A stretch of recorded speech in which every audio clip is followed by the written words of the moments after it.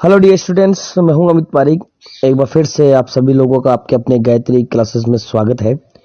जिस तरह से आप सभी को पता है कि हम विलियन पढ़ रहे थे, इसका फर्स्ट पार्ट दोस्तों हम पढ़ चुके हैं। आज हम बात करते हैं इसके सेकंड पार्ट की कि इसके अंदर सबसे पहले आपके दे रखिए यहाँ पर विलेयता की विलेयता होती क्या है और विभिन्न प्रकार के जो ठोस द्रव गैस है उनकी विलेयता जो है उन पर विभिन्न प्रकार के जो पदार्थ जो है उनका क्या प्रभाव पड़ता है। आज हम इसके ही बारे में इसमें अध्ययन करेंगे। तो देखिए दोस्तों, यहाँ पर दिया हुआ है, इसकी परिभाषा आपके दी हुई है। क्या दी हुई है कि एक निश्चित ताप पर 100 ग्राम द्रव विलायक में ठोस ग्रामों में अधिकतम घुलनशील मात्रा ठोस की विलेयता कहलाती है। ये कहते हैं कि दोस्तों कि निश्चित ताप पर कोई यहाँ पर जो टेम्परेचर दे रखा है वो कांस्टेंट हमें दे रखा है, चाहे वह टेम्परेचर आप लोग 30 डिग्री लीजिए या 40 डिग्री लीजिए या 50 डिग्री लीजिए या 60 डिग्री लीजिए, जो भी इच्छा हो वो टेम्परेचर हम यहाँ पर नोट करते हैं और उस टेम्परेचर पर ही ये रिएक्शन इन लोग ये यहाँ पर लगाई जाती है, विभिन्न प्रकार की अभिक्रियाएं की जाती है। तो उस निश्चित ताप की ये बात कर रहे हैं। तो उस निश्चित ताप पर 100 ग्राम द्रव विलायक, आपका विलायक क्या होगा, 100 ग्राम होगा। जैसे आपका जल है, जल एक अच्छा विलायक है, इसके अंदर सभी पदार्थ आसानी से घुलते हैं कुछ अध्रुवीय पदार्थों को छोड़ करके।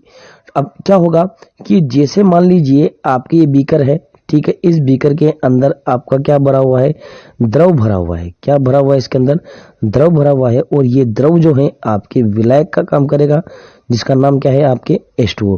ठीक है, इस द्रव के अंदर कितना ml है, ये आपके 100 ग्राम है। कितने ग्राम है आपका यहाँ पर, 100 ग्राम आपका दिया हुआ है। इस 100 ग्राम विलायक में हम लोग विलेय की मात्रा, अब विलेय क्या होगा, यहाँ पर आपका ठोस दिया हुआ है। क्या दिया हुआ है, विलेय यहाँ पर ठोस दिया हुआ है। तो ठोस जैसे कि हम NaCl ले लेते हैं, क्या ले लेते हैं ठोस हम, NaCl। अब इस NaCl को हम इस 100 ग्राम विलायक के अंदर घोलते हैं, तो वह अधिकतम मात्रा जो इस 100 ग्राम विलायक के अंदर घुले, तो वही अधिकतम मात्रा क्या कहलाती है, उस विलयन की या उस विलेय की विलेयता कहलाती है। क्या कहलाती है, उस विलेय की विलेयता कहलाती है कि वो कितना उसके अंदर घुल सकता है, कितनी मात्रा में उसके अंदर घुल सकता है, यही विलेयता कहलाती है। आगे देखिए, ठोस की द्रव में विलेयता की किस प्रकार से ठोस द्रव के अंदर विलेय होते हैं, यह निम्न कारकों पर प्रभावित करते हैं। देखिए, विलेय ठोस और विलायक ठोस की प्रकृति, कि विलेय और विलायक ठोसों की प्रकृति कैसी होती है वो देखिए। आयनिक ठोस जो हैं ध्रुवीय विलायकों में विलेय होते हैं। आयनिक ठोस जो हैं बच्चों ध्रुवीय विलायकों में विलेय होते हैं। क्यों होते हैं, क्योंकि आयनिक ठोस जब किसी विलायक के अंदर, ध्रुवीय विलायक के अंदर मिलाया जाता है, तो क्या होता है कि ये आपके धनात्मक और ऋणात्मक आवेशित कणों के अंदर टूटते हैं। किस में टूटते हैं, ये धनावेशित और ऋणावेशित कणों के मध्य में टूटते हैं और इनके टूटने से ये उस जल के साथ में क्या बनाते हैं, बंध बनाने की काम करते हैं, जिससे ये उसके अंदर आसानी से विलय हो जाते हैं। जैसे आप लोगों ने कभी नमक को तो घुलते हुए देखा ही होगा कि जिस प्रकार से नमक को जब हम जल के अंदर घोलते हैं, किसके अंदर घोलते हैं, नमक को जब हम जल के अंदर घोलते हैं, और क्या नाम से जल के अंदर जब घोलते हैं तो नमक आपके Na+ और आपके Cl- में टूटता है। नमक किसके अंदर टूटता है, नमक Na+ और Cl- आयन में टूटता है। और आपके इसी तरीके से जल का अणु जो है ये H+ और OH- के रूप में टूटता है। किस में टूटता है, H+ और OH- के रूप में ये यहाँ से टूटता है। अब जब ये टूटते हैं तो दोस्तों देखिए, यहाँ पर H और Cl अपने साथ में बंध बनाते हैं, जिससे कि हम HCl और Na और OH जो है ये भी अपने बंध अलग बनाते हैं, जिससे कि क्या नाम से ये जल के अंदर जल्दी से विलय हो जाते हैं। या मैं यूं कहूं कि ध्रुवीय विलायकों में इसलिए ही ये जल्दी से विलय होते हैं, क्योंकि ये ध्रुवीय विलायकों से सीधे बंध बनाने का काम भी करते हैं। जैसे आपके NaCl यहाँ पर दिया हुआ है, आपके KCl यहाँ पर दिया हुआ है और KNO3 यहाँ पर दिया हुआ है आदि का जल में घुलना इसका प्रमुख कारण है कि आयनिक ध्रुवीय जो है वो अंतर क्रिया करते हैं। क्या करते हैं, आयन जो है वो द्विध्रुव अंतर क्रिया करते हैं। कौन सी क्रिया करते हैं, आयन द्विध्रुव अंतर क्रिया करते हैं, जिससे विभिन्न प्रकार के आयन एक दूसरे के अंदर क्या हो जाते हैं, परिवर्तित हो जाते हैं। विभिन्न आयनिक ठोसों की जल में विलेयता क्या होती है, भिन्न भिन्न होती है। कि यहाँ पर आपके अलग अलग तरीके के आयनिक ठोस बताए जाएंगे और अलग अलग तरह के आयनिक ठोस जो होते हैं वो अलग अलग तरीके से या भिन्न भिन्न तरीके से किसी विलायक में विलय होते हैं। सभी की विलयशीलता जो होती है एक तरीके की नहीं होती है। आगे देखिए, वे ठोस जिनकी चालक ऊर्जा कम तथा जल योजन ऊर्जा अधिक होती है जल में विलय होते हैं। कौन से ठोस? कि ऐसे ठोस जिनकी चालक ऊर्जा तो क्या हो, कम हो, तथा जल योजन जो ऊर्जा जो है वो क्या हो, अधिकतम हो या अधिक से अधिक हो, तो वो जल के अंदर क्या होते हैं, अधिक विलय होते हैं। जैसे कि अध्रुवीय ठोस जो है वो I2 और S8 आदि, जैसे CCl4, CS2 और आपके C6H6 जो है ये बेंजीन कहलाती है आप लोगों के। तो ये अध्रुवीय विलायक है, सारे के सारे क्या है, ये अध्रुवीय विलायक है। इन अध्रुवीय विलायकों में ये विलय नहीं होते हैं, क्योंकि अध्रुवीय विलायक अध्रुवीय प्रकृति के होते हैं, जिसके कारण वो इन ध्रुवीय विलायकों से बंध नहीं बन जो ध्रुवीय विलय जो है उनसे बंध नहीं बना पाते, और ध्रुवीय विलय से बंध नहीं बना पाते, इसी के कारण वो उनके अंदर विलय नहीं होते हैं। तो अपनी एक प्राचीन कहावत है कि समान समान को घोलता है। किसको घोलता है? कि ध्रुवीय विलायक, ध्रुवीय विलायक जो है वो ध्रुवीय विलय को अपने अंदर घोलेंगे, जबकि अध्रुवीय विलायक जो है वो अध्रुवीय विलय को अपने अंदर घोलते हैं। तो ध्रुवीय विलय ध्रुवीय विलायकों में और अध्रुवीय विलय अध्रुवीय विलायकों के अंदर क्या होते हैं, घुलनशील सदा ही रहते हैं। क्या रहते हैं? सदा घुलनशील रहते हैं। आगे देखिए, ताप का प्रभाव, कि किस प्रकार से ठोसों की विलयता में ताप का प्रभाव पड़ता है।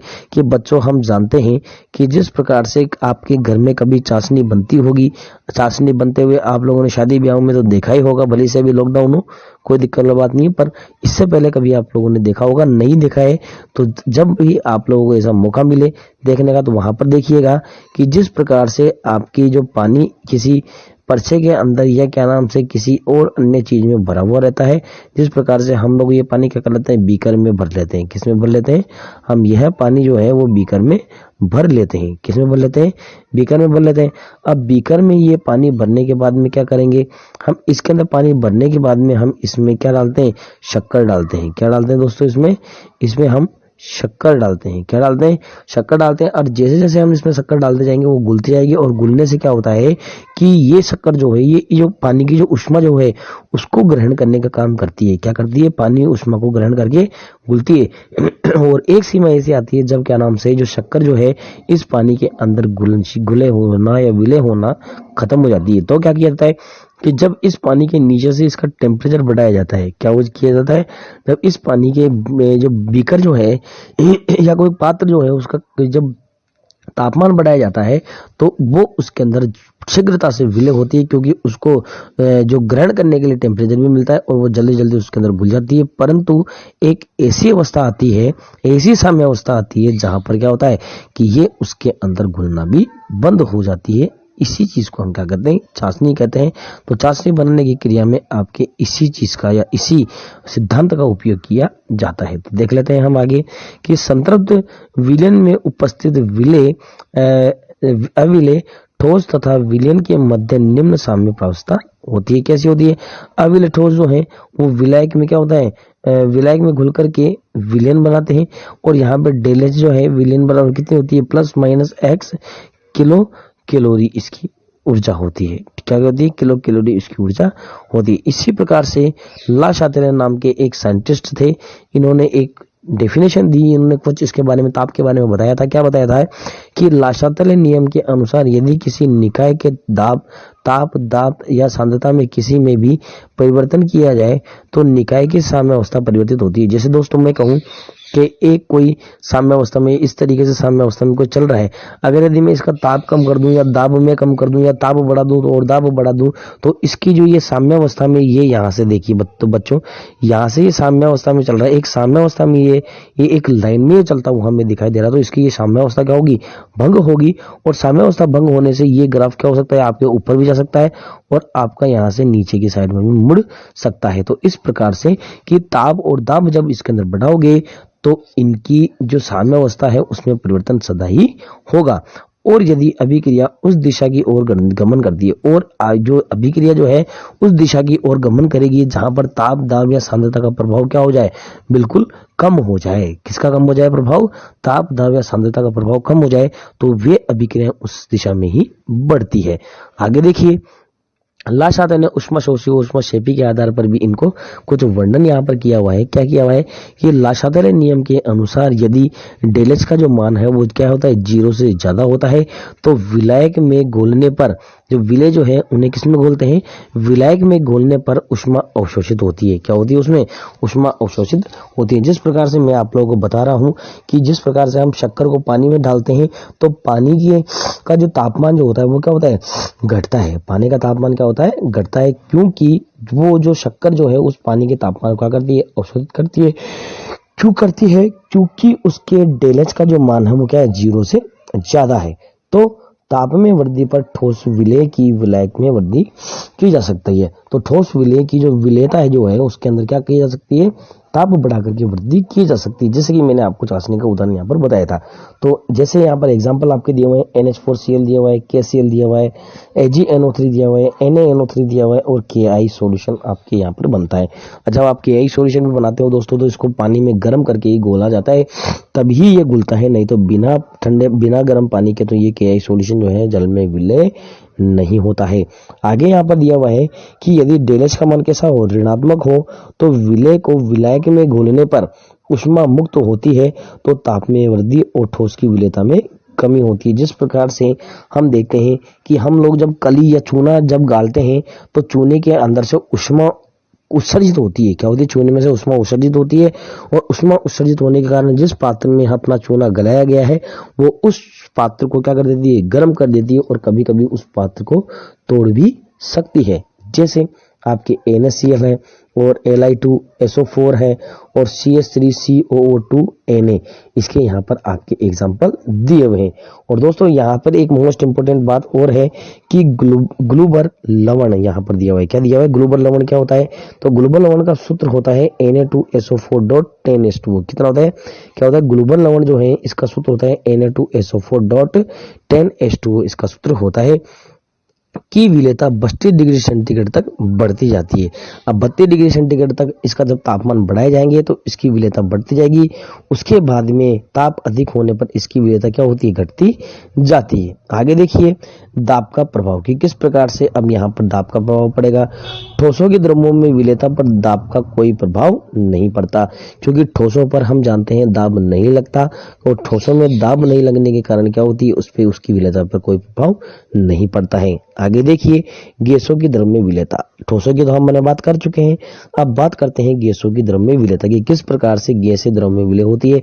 तो सभी गैसें एक निश्चित मात्रा में जल में विलय होती है। कि हम जानते हैं दोस्तों कि हर चीज की एक लिमिट होती है, उस लिमिट के बाद में वो उसमें घुलना बंद होती है। तो इसी प्रकार से गैसें भी जो हैं वो जल में या किसी अन्य पदार्थों के अंदर क्या एक निश्चित सीमा तक ही विलय होती है। जैसे गैसों को की द्रव्य में विलेयता को प्रभावित करने वाले कारक निम्न प्रकार से यहाँ पर दिए हुए हैं। सबसे पहले दिया हुआ है यहाँ पर गैस की प्रकृति की, किस प्रकार से गैस की प्रकृति इसको प्रभावित करती है। देखिए ऐसी गैसें जो विलायक से क्रिया करती है, किससे करती है, ऐसी गैसें जो विलायक से क्रिया करती है अर्थात विलयन में आयनित हो जाती है, ये वे क्या होती है, जल्दी से घुलती है। क्या होती है दोस्तों, वो जल्दी से घुलती है। ऐसी गैसें जो विलायक के साथ में क्या हो जाती है, क्रिया करती है, और क्रिया करने के बाद में क्या हो जाती है, आयनित हो जाती है। तो ऐसी गैसें जल के अंदर जल्दी से घुलती है। जैसे यहाँ पर NH3 दिया हुआ है, NaCl दिया हुआ है और SO2 गैसें दी हुई है जो जल में अधिक विलय होती है। किसके अंदर विलय होती है दोस्तों, ये जल में अधिक विलय होती है, और क्रमशः जल में विलय होकर के NH4OH, HCl और H2SO4 जैसी गैसों का निर्माण करती है।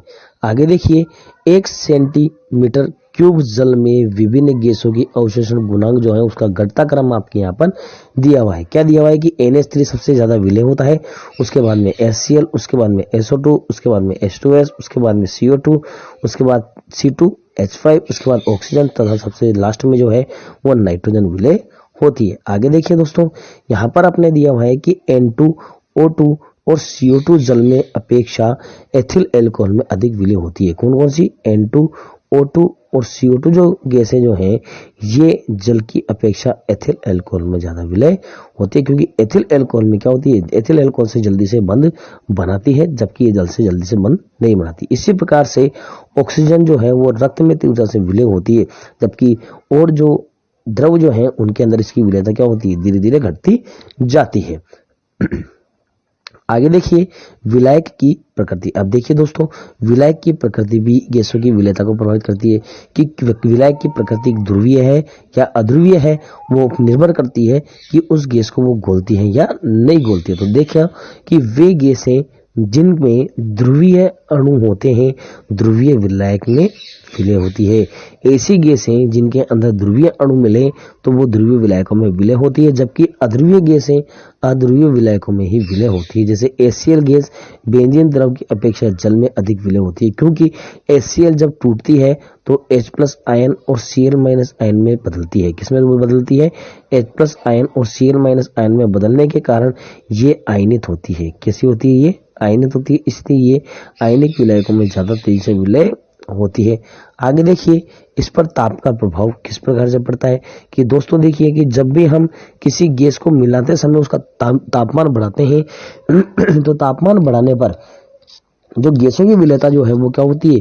हमेशा घटती है। क्या होती है? हमेशा गैसों की विलेयता तापमान बढ़ाने पर घटती है। तो देखिए स्थिर दाब पर ताप में वृद्धि कर गैसों की विलेयता घटती है, क्योंकि ताप बढ़ाने पर गैसों की अणु की गतिज ऊर्जा में क्या होती है? बढ़ोतरी होती है, जिससे विलेयता को घटाया जा सकता है। जैसे HeH2 के घुलने पर ऊष्मा का अवशोषण होता है, अतः इन गैसों की विलेयता ताप बढ़ने पर क्या होती है?